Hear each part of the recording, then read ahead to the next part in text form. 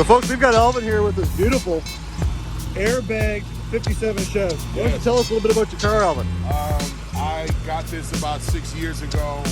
I'm really, I just moved here from LA, so I'm really into the car culture. It's built from the ground up. Everything's lined up straight. It's sitting on airbags.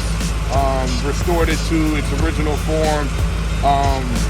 Got the chrome instead of the rubber bumpers. Got the chrome bumpers all the way around, and I love it. And on the back, I asked you earlier about the Felix logo. Yes. Tell me a little bit about where that comes from. Well, back in the day, there was a Felix dealership right on next to downtown off the 110, and they used to sell all these cars. And so when they started converting them into lowriders, it was like a status symbol to be able to keep that original dealer plate on it. And that cat was sitting up. If you go to LA, it's still there.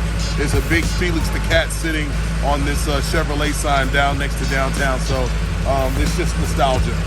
And that's just a little throwback to that dealership from back in '57. Exactly. Alvin, thank you very much Thank you, sir. sharing with us. All right, cool. Peace.